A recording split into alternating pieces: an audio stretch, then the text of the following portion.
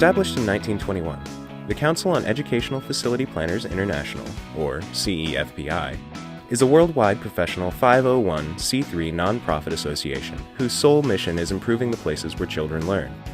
CEFPI members, individuals, institutions, and corporations are actively involved in planning, designing, building, equipping, and maintaining schools and colleges. One of CEFPI's important events is the School of the Future Design Competition, which offers an opportunity to illustrate the kind of creativity that students bring to the planning and design process. The competition highlights the importance of well-planned, high-performance, healthy, safe, and sustainable schools that foster student achievement and enhance community vitality. In April of 2012, a student design team from Teeland Middle School in Wasilla, Alaska, traveled to Washington, D.C., representing the Alaska and Northwest Pacific region, to compete in the School of the Future Design Competition at the international level. What follows is a summary of their design concept, which won the 2012 School of the Future Award of Excellence.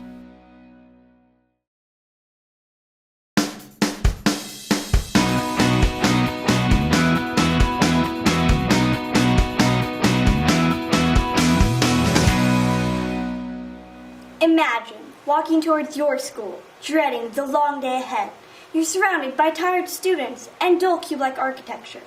You make your way to your locker where you pull out a ton of textbooks and binders, which are environmentally destructive.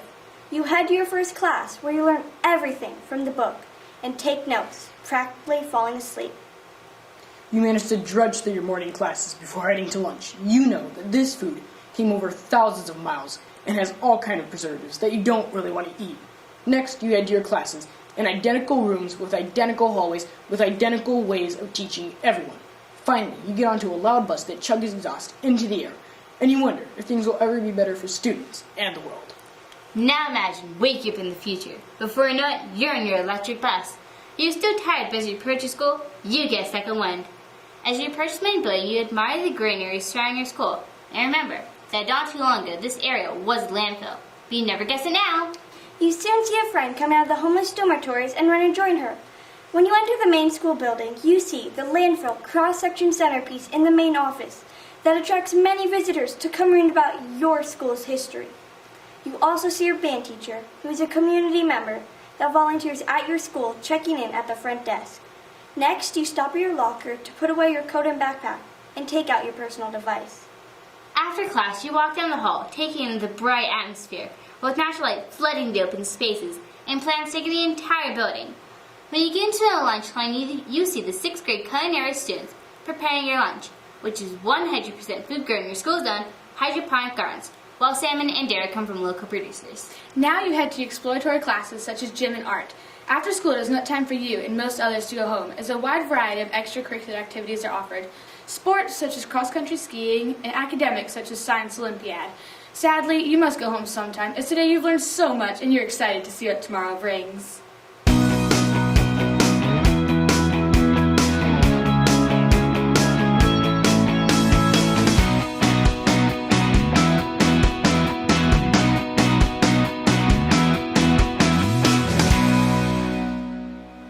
The designing process of Aurora Outreach Middle School began with 8 hard-working students.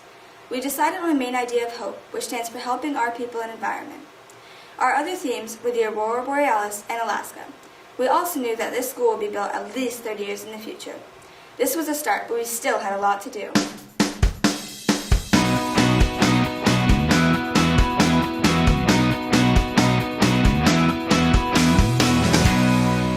Our first step in designing our school was to decide on a location. We decided on a landfill, but there were many problems we had to solve, such as settling, explosions, gas inhalation, and groundwater and soil contamination. To construct on the landfill, we will drill concrete piles with the bitumen slip coat to prevent settlement, and put in methane pipes to prevent explosions and gas inhalation problems. Groundwater contamination is an issue, but our hydroponic water purification system cleans the water until it is drinkable. We will not have to worry about soil contamination because this landfill is a sanitary landfill, with a few feet of clay acting as a liner. This will make it easier to drill the piles in because they will not tear through the lining and allow leachate to contaminate the surrounding ground. In 2008, 700,000 gallons of leachate were trucked 45 miles to Anchorage for treatment. Having a purification system on the lot would save gallons of fuel and money. Currently, the leachate unpurified is being dumped into Cook Inlet, home to our dwindling beluga whale population. Next, we explored shapes like the aurora borealis and a pod-like design. These had irregularly shaped classrooms and large amounts of wasted space. We finally decided on a teardrop shape from an aerial view which will be lifted off the ground to allow for parking underneath the buildings. This shape has only a 0.04 drag coefficient, which will help prevent snowdrifts in our snowy, windy valley. This shape would allow for open spaces and the involvement of biophilia as a design concept to help invoke calmness and creativity. Plants cover the interior of all 3 buildings, and natural light floods every space, allowing the outside world into the students' learning environment. We sent out a survey to members of our community, asking for their input on what aspects they would most like to have in a school. We also asked how often they would use different potential features of our building, such as a pool or gym. We considered the results in what became the final design of our school, a building that we will discuss in a moment. We would first like to present the 2 buildings that were designed in response to the needs and concerns of the community as expressed in the results of the survey. Fitness!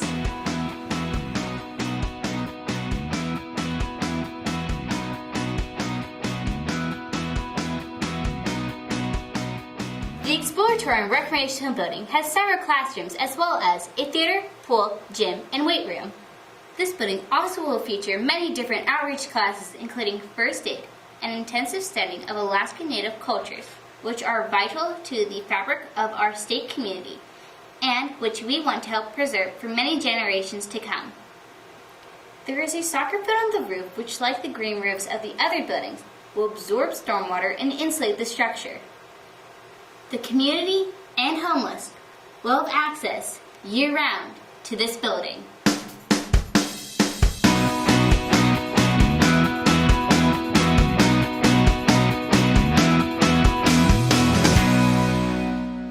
Another one of our important structures is our homeless shelter. To be eligible to stay in the shelter, the homeless citizens must first undergo screening and background checks. We have room for 30 families and 100 students. This is important because there are 400 homeless in the valley and 180 of them are unaccompanied minors. There will be a thrift store where students and community members can donate old, gently used clothing to be given to the homeless students or sold to the other students at a lower price. Adults may be employed at the thrift store for income and job experience.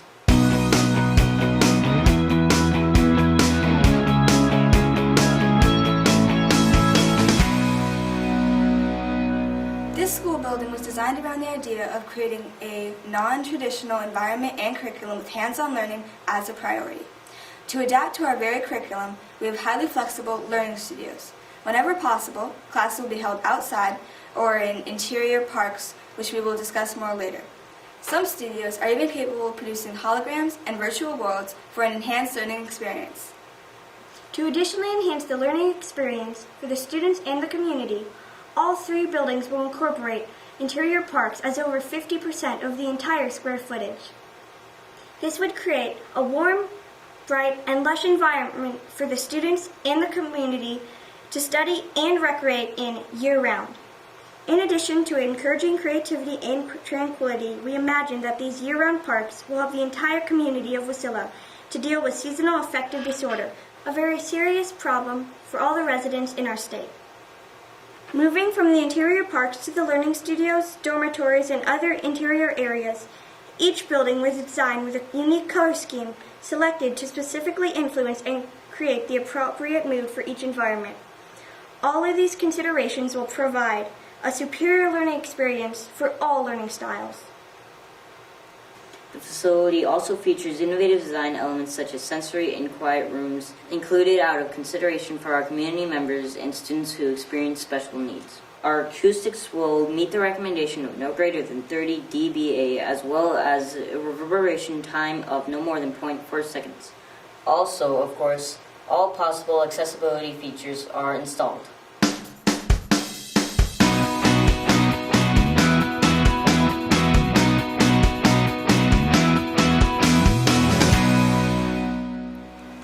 Concepts that have inspired the nuances of our design will also inspire our curriculum. The students are not segregated into grades, but rather tested into core classes more suited to their level of learning. The students will also choose a pathway, such as biological sciences, engineering, business, or fashion. The pathway is incorporated into their curriculum in several ways. It is one of 2 of their exploratory classes, and homework is individualized to increase their interest in the curriculum. In addition to their pathway, each student will have 1 exploratory class that they can choose. Each course has a varied amount of sessions, and any time in between courses can be used for community service. This can earn a student points, which can be spent in school shops. You can also earn points by getting good grades.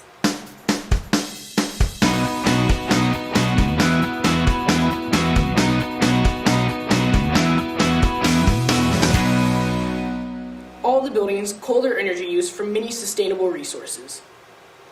The rainwater, along with landfill leachate, and our entire community's black water, are recycled through living machines and hydroponic gardens. Before purification, some of the landfill leachate will be recirculated into lined landfill cells to increase methane production. First, the effluent will go into an anaerobic biogas digester where bacteria break down the substance and leave behind the fiber. This process releases methane to help heat our school. The fiber is then taken to another location where it will either be composted or used as building material. The digested effluent will then be purified in the living machine. The living machine takes in nutrient-rich substance to grow plants. These plants produce water vapor, which is then condensed. This water is used to feed our hydroponic gardens, which produce food and water for our students. Lunchtime! The hydroponic system provides healthy food for our students and can grow the same amount of food in 1 acre that can be grown in 3 to 30 outside. The roof of our school building contains the hydroponic system with enough grains, fruits, and vegetables to feed our day-only students lunch and our homeless 3 meals per day. Recycling! We plan to recycle as much as possible, but it's even better for things not to be used in the first place. And because of this, we are a completely paperless school. We've combined a laptop, iPad, and Kindle with colored e-ink to create the Like device, which will hold all the students' textbooks and provide internet access. Being paperless will save the school over $200,000 a year, save trees, and save water, because it takes 45 liters of water to make 1 piece of paper. The lightweight device makes transporting it easy, and it would be hard for them to lose their work because it's stored in the cloud. Around the school, our work and announcements will be displayed on OLED screens. We have 4 main renewable resources: wind and solar for electricity, methane and geothermal for heating. We have placed vertical axis wind turbines in the middle of the buildings where the wind will pick up. Wind is common in the valley and comes off the Natsu Glacier. Vertical axis turbines can be placed close together and close to the ground. Aurora Outreach uses solar energy indirectly. We plan to use thin, flexible power plastics and printable solar panels to be put on the interior of the school like wallpaper. Our geothermal heating acts as a heat pump to transfer heat from the ground into the building. If the landfill is covered after use, decomposition will create methane gas, which will eventually seep through the Earth's covering. As it dissipates into the atmosphere, it will cause a long-term source of pollution and add to global warming at a factor of 21 times more than the same quantity of carbon dioxide. For heating, methane only needs minimal treatment. Since the landfill methane will eventually run out, in the future, our main methane supply will be from the anaerobic digestion of black water in the hydroponic system. All of these sustainable sources allow Aurora Outreach to be integrated with the grid. The school acts as a sponge, pumping out and storing energy when needed.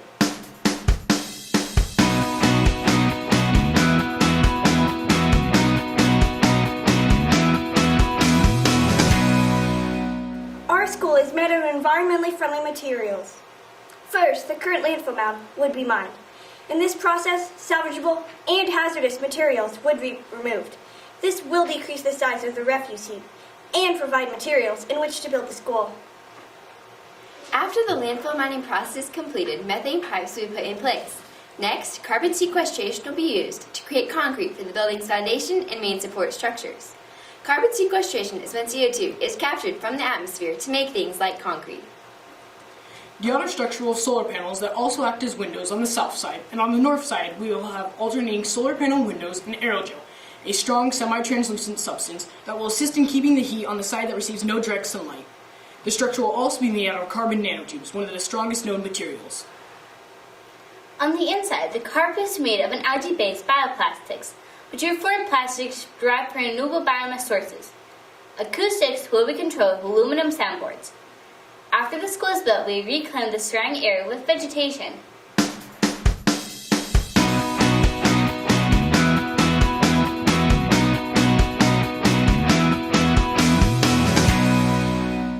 We want to integrate a close school-to-community bond.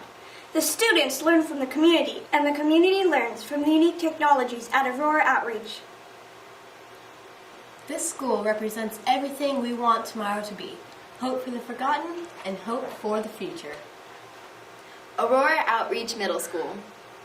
Hope, helping our people and environment.